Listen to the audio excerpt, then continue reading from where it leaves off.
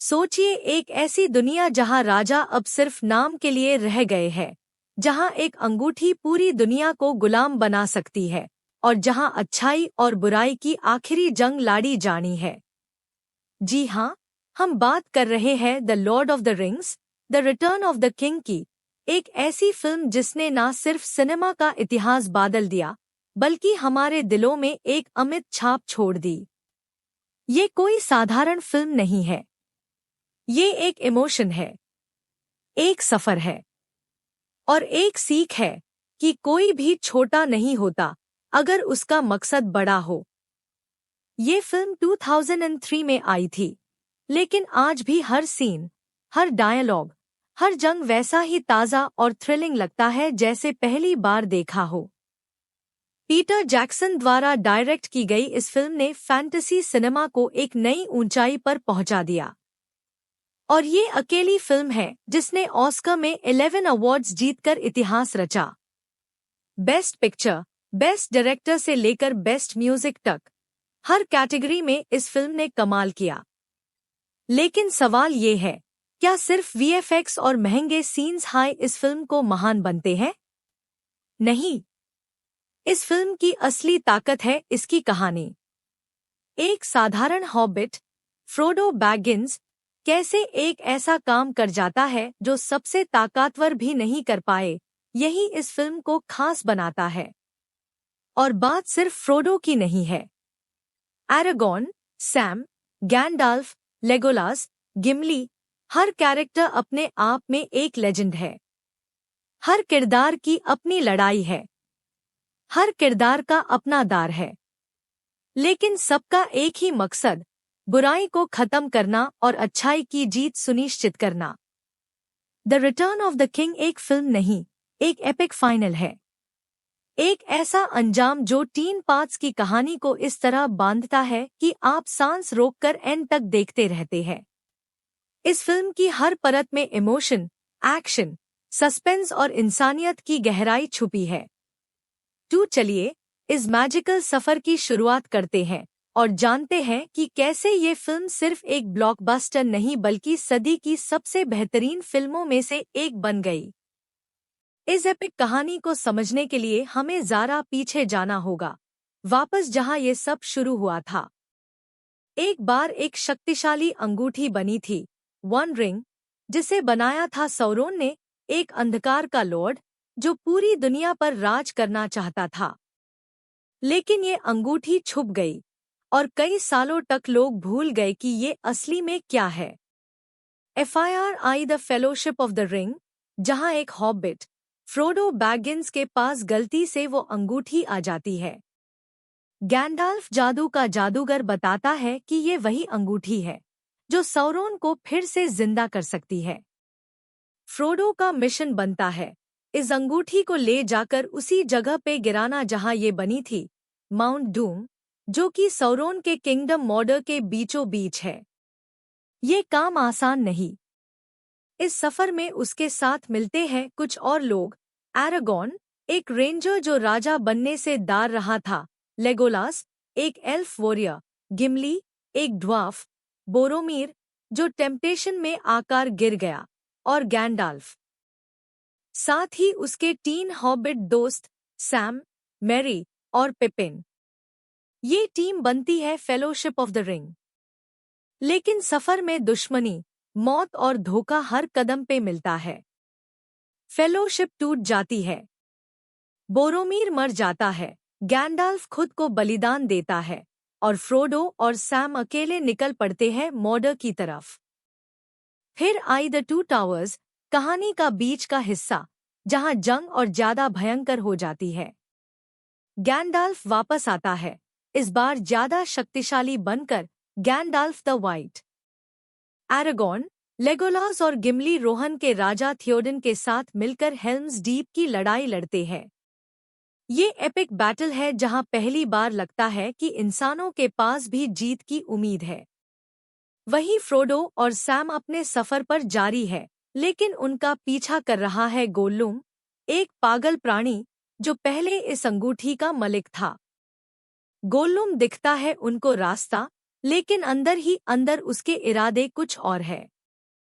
वो चाहता है अंगूठी एफआईआर से उसके पास आए। दुनिया के कोने कोने में अंधेरा बढ़ता जा रहा है। सौरोन की सेना हर तरफ तबाही मचा रही है। लेकिन अब सबकी नजर है सिर्फ एक चीज पर, फ्रोडो का मिशन। क्या वो सफल होगा? क्या अंगूठी को तोड़ना पॉसिबल है? यहीं से शुरू होती है the return of the king, जहां कहानी अपने सबसे ड्रामेटिक और जबरदस्त अंजाम की तरफ बढ़ती है।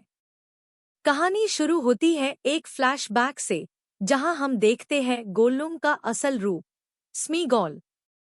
एक समय वो भी एक सिंपल प्राणी था, लेकिन जब उसके हाथ में वो वन रिंग आई, उसने अपने दोस्त को मार दिया और धीरे धीरे वो बादल गया गोल्लुम में, एक ऐसा जीव जो सिर्फ अंगूठी के लिए जीता है।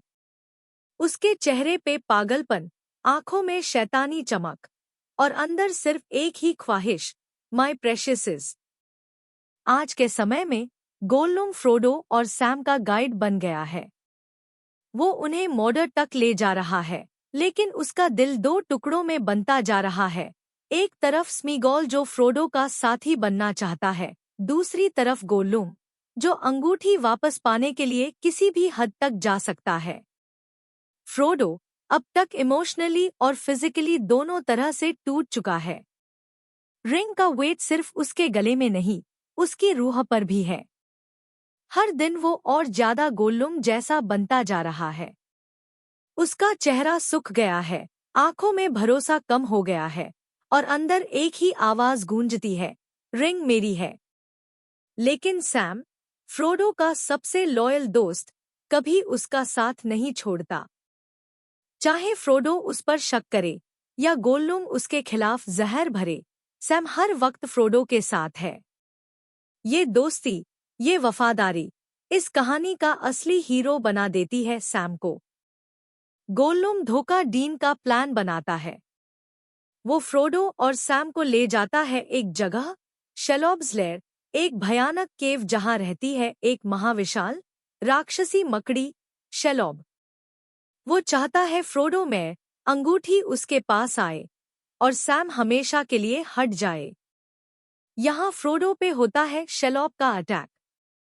वो बेहोश पैट जाता है, लेकिन सैम वक्त पर आकर उससे बचा लेता है। सैम शेलॉब से अकेला लड़ता है, एक छोटे हॉबिट का एक बड़ी राक्षसी से सामना, और जीत भी जाता है। ये सीन सिर्फ एक्शन नहीं, ये दिखता है कि असली हिम्मत साइंस से नहीं, दिल से आती है। फ्रोडो को ऑक्स ले जाते हैं। सैम चुपके से उनके पीछे जाकर फ्रोडो को बचा लेता है और अब दोनों दोबारा मिशन पे निकल पड़ते हैं। एक आखिरी कोशिश, एक आखिरी दौड़, जहां हर कदम पर मौत है और हर सांस के साथ रिंग का भूत उनका पीछा कर रहा है। क्या फ्रोडो संभल पाएगा खुद को? क्या गोल्लुम वापस आएगा? और क्या सैम अपना वादा निभाएगा? I can't carry the ring, mister Frodo, but I can carry you. जब फ्रोडो और सैम मॉर्डर की तरफ बढ़ रहे होते हैं, दूसरी तरफ चालू होती है एक और महायुद्ध की तैयारी, गोंड में। गोंडा, एक शक्तिशाली राज्य, जो अब अपने राजा के बिना सिर्फ एक स्टुअर्ड के अंडर चल रहा है, डिनेथर। वो एक एरोगेंट और निराशा से भरा हुआ इंसान है, जो अपने बेटे फरमीर से नफरत करता है और बड़े बेटे बोरोमीर के गुम में पागल हो चुका है। गोंडा पा होने वाला है सौरोन का सबसे बड़ा हमला। मिनास तीरिथ, एक शानदार और ऊंचा शहर, अब बन चुका है एक बैटलफील्ड। यहाँ से कहानी ले लेती है एक और पावरफुल मॉड, जब एरागॉन, एक रेंजर, एक भटकता योद्धा, तैयार होता है अपनी तकदीर को अपनाने के लिए। एरागॉन का कैरेक्टर सिर्फ एक वॉरियर का नहीं है, वो एक लीडर है जिसके दिल में डर भी है, लेकिन जिम्मेदारी उससे कभी पीछे नहीं हटने देती। गैंडाल्फ, लेगोलास, गिमली और किंग थियोडन के साथ मिलकर वो बनाता है एक सेना जो खड़ी होती है अंधकार के समुंदर के सामने। पर ये जंग सिर्फ तलवारों से नहीं जीती जा सकती। गैंडाल्फ जानता है कि अगर फ्रोडो रिंग को डिस्ट्रॉय नहीं करता तो चाहे वो जितना भी लड़े सब बेकार है। इसलिए वो कहता है टाइम इज अगेंस्ट अस। और इसी बीच चालू होती है मिनास तीरीथ की सीज, एक बैटल जो विजुअल और इमोशनल दोनों लेवल पे व्यूअर्स को जोड़ के रखती है। सौरोन की सेना में होते हैं ऑक्स, ट्रोल्स और सबसे डरावनी चीज़ीन नज़गुल। और जब विच किंग ऑफ अंगमार, सौरोन का सबसे खतरनाक सर्वेंट, बैटलफील्ड में आता है तो सबका खून ठंडा हो जाता है। गैंडाल्फ तक उसके सामने थोड़ा हिल जाता है। लेकिन उसी वक्त एक और कहानी उभरती है, एक महिला वॉरियर की, योवाइन, जो दिखाती है कि आई एम नो मैन कहकर विच किंग का काम तमाम कर देती है। एरागॉन अपना असली रूप दिखता है जब वो पाथ्स ऑफ द डेड में जाता है, एक जगह जहां सिर्फ आत्माएं रहती है, एक पुरानी कसम निभाने के लिए। वो उन्हें अपना साथ डीन के लिए तैयार करता है। जब वो उनके साथ वापस बैटलफील्ड में आता है तभी टाइड टर्न होती है। आर्मी ऑफ द डेड सब कुछ पलट देती है। ये मोमेंट जब एरागॉन अपनी तलवार उठाकर कहता है फॉर फ्रोडो और पूरी सेना उसके पीछे दौड़ती है, वो सिर्फ एक हेरोइक सीन नहीं, वो एक जज्बा है, एक सिग्नल है कि आशा अभी जिंदा है। एरागॉन, जिसका पूरा जीवन राजा बनने से भागने में गया, अब खुद को उस पोजीशन में खड़ा करता है जहां से वो पूरा देश संभल सकता है। वो सिर्फ एक राजा नहीं, एक रिटर्न ऑफ द किंग है जिसका इंतजार था। जैसे जैसे कहानी अपने आखिरी मोड़ की तरफ बढ़ती है वैसे वैसे टेंशन इतना बढ़ जाता है कि हर सेकंड एक धमाका लगता है। दो रास्ते एक साथ चल रहे हैं, एक तरफ फ्रोडो और सैम मॉर्डर में मौत के मुंह में घुस रहे हैं और दूसरी तरफ एरागॉन, गैंडाल्फ, लेगोलास, गिमली और बाकी सब एक आखिरी वॉर की तरफ बढ़ रहे हैं, एक ऐसी जंग जिसका आउटकम किसी को नहीं पता। फ्रोडो और सैम मॉर्डर के अंदर घुस चुके हैं। ये जमीन का टुकड़ा नहीं, एक जिंदा नरक है, हर जगह लावा, धुआं, अंधेरा और मौत। यहाँ हर सांस भरी लगती है और रिंग का बोझ फ्रोडो के कंधों पे और भरी होता जा रहा है। उसकी चलने की ताकत खत्म हो रही है, मन और शरीर दोनों टूट चुके हैं। सैम एक बार एफआईआर दिखता है कि हीरो वो होता है जो कभी गिव अप नहीं करता। जब फ्रोडो कहते हैं मैं और नहीं चल सकता, तब सैम कहता है मेन रिंग नहीं उठा सकता मिस्टर फ्रोडो, पर मैं आपको उठा सकता हूँ। इस एक लाइन में पूरी मूवी का सार है, दोस्ती, वफादारी, सैक्रिफाइस। इसी बीच एरागॉन और उनकी छोटी सी सेना मॉर्डर के गेट पे पहुंचती है, ब्लैक गेट के सामने। वो जानते हैं कि ये लड़ाई वो नहीं जीत सकते, लेकिन उनका असली एम है सौरोन का ध्यान फ्रोडो से हटाना। ये एक छल है, एक आखिरी कोशिश की फ्रोडो बिना दिक्कत के अपना काम पूरा कर सके। एरागॉन अपनी तलवार उठा के पूरी मॉर्डर के सामने खड़ा हो जाता है।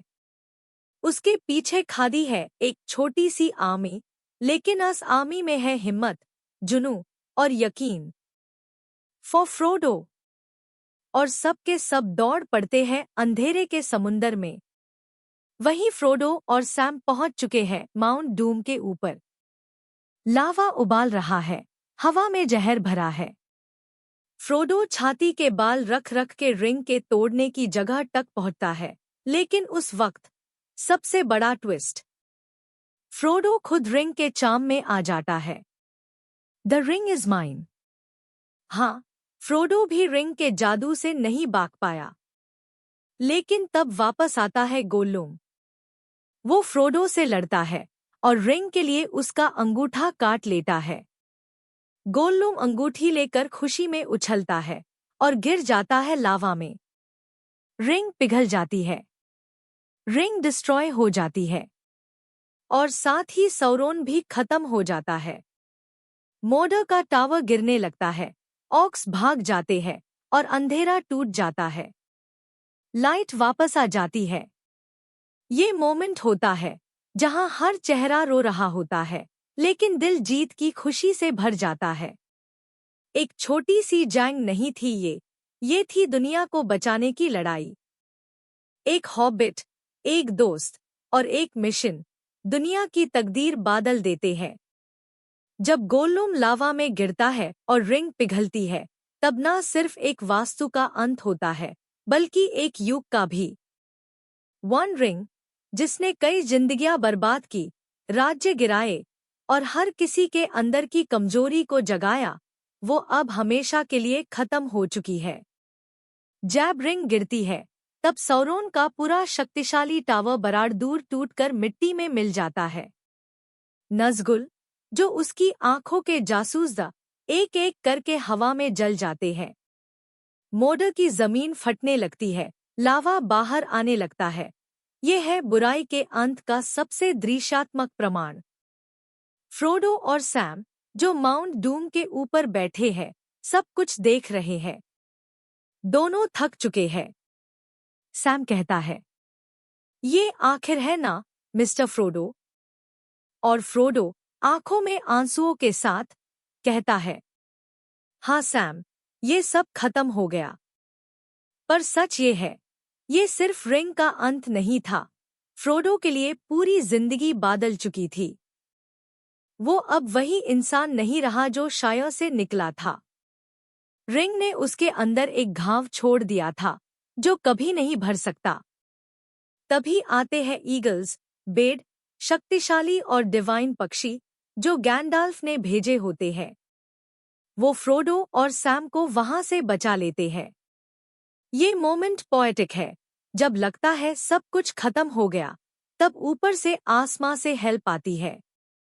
जैसे यूनिवर्स खुद कहता है, तुमने काम पूरा किया, अब विश्राम का समय है। अगली सुबह फ्रोडो आंख खोलता है, एक सेफ कमरे में। उसके आसपास उसके सारे दोस्त हैं, गैंडाल्फ, सैम, मैरी, पिपिन। हर चेहरा खुशी से चमक रहा है।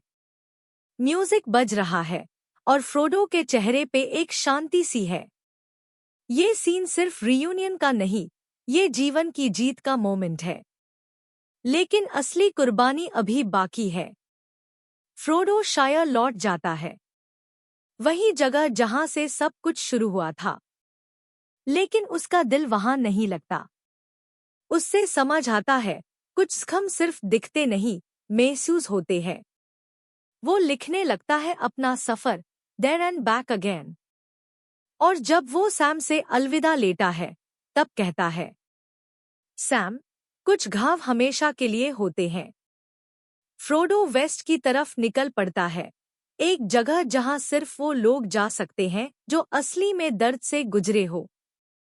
गैंडाल्फ, बिल्बो और कुछ और एल्व्स के साथ वो शिप में चढ़ जाता है और शायर छोड़ देता है, हमेशा के लिए। ये था फ्रोडो का आखिरी बलिदान। उसने सिर्फ दुनिया नहीं बचाई, उसने अपना सब कुछ देकर एक नई दुनिया को जीवन दिया। The Lord of the rings, the return of the king सिर्फ एक फिल्म नहीं है, ये एक ऐसी यात्रा है जो आपके दिल के कोने कोने को छू जाती है। जिस तरह ये कहानी खत्म होती है, उसमें एक ऐसी गहराई है जो आम फैंटेसी मूवीज में नहीं मिलती। सबसे बड़ी बात, ये फिल्म सिर्फ एक्शन और विजुअल इफेक्ट्स पर टिकी हुई नहीं है। हाँ, बैटल्स ग्रैंड है, इफेक्ट्स टॉप लेवल के हैं और सिनेमेटोग्राफी लिटरली माइंड ब्लोइंग है। लेकिन असली ताकत है इमोशंस में। इस फिल्म का हर मोमेंट, चाहे वो फ्रोडो का दर्द हो, सैम की वफादारी हो, एरागॉन का राजा बनने का फैसला हो या गैंडाल्फ की विजडम, हर सीन दिल छू जाता है। इस कहानी में हीरो वही है जो सबसे कमजोर था, एक छोटा हॉबिट जिसके पास ना तलवार थी, ना आर्मी, सिर्फ एक इरादा था। फ्रोडो का स्ट्रगल रिंग के साथ हम सबका स्ट्रगल है। हमारे अंदर भी टेम्पटेशन, गिल्ट और कंफ्यूजन होता है। और सैम हर इंसान का वो दोस्त है जो तब भी साथ छोड़ता नहीं जब दुनिया पीछे हट जाती है। उसकी line, "There's some good in this world, Mr. Frodo, and it's worth fighting for." ये सिर्फ एक डायलॉग नहीं, ये फिलॉसफी है। फिल्म में एक और जबरदस्त कैरेक्टर है, एरागॉन। एक इंसान जो अपनी पहचान से भाग रहा था, लेकिन जब वक्त आया उसने अपनी तकदीर को गले लगाया। जब वो क्राउड के सामने झुकता है और कहता है, यू बो टू नो वन, और पूरा गोंडा फ्रोडो, सैम, मैरी और पिपिन के सामने झुकता है, ये मोमेंट स्क्रीन पे नहीं, दिल के अंदर रजिस्टर होता है। पीटर जैक्सन का डायरेक्शन फ्लॉलेस है। हर फ्रेम पोएट्री जैसा लगता है। हावर्ड शोर का बैकग्राउंड स्कोर आपके रेगन में उतर जाता है। और एक्टिंग, एलिजा वुड, सीन अस्तिन, विग्गो मॉर्टेंसन, सब ने जान डाल दी है अपने रोल्स में। ये फिल्म हमें सिखाती है कि असली हिम्मत बड़ी शक्ति में नहीं, बड़ी नियत में होती है। असली राज्य तलवार से नहीं, सैक्रिफाइस से बनता है। और इसलिए the return of the king को मिला 11 ऑस्कर्स, इंक्लूडिंग बेस्ट पिक्चर। क्योंकि ये फिल्म सिर्फ फैंटेसी नहीं, ये एक ह्यूमन स्टोरी है जो दोस्ती, दर्द, बलिदान और आशा से भरी हुई है। अगर आपने ये फिल्म नहीं देखी तो आपने एक जीवन बदलने वाली कहानी मिस की है। और अगर देखी है तो आप जानते हैं, even the smallest person can change the course of the future. आपका क्या फेवरेट मोमेंट था इस मूवी का? कमेंट्स में जरूर बताएं। और अगर आपको ये वीडियो पसंद आया हो तो लाइक करें, सब्सक्राइब करें और शेयर करना ना भूलें। मिलते हैं अगले वीडियो में एक और एपिक कहानी के साथ। तब तक के लिए नमस्ते, और याद रखिए, कहानियां सिर्फ बताई नहीं जाती, महसूस भी की जाती है।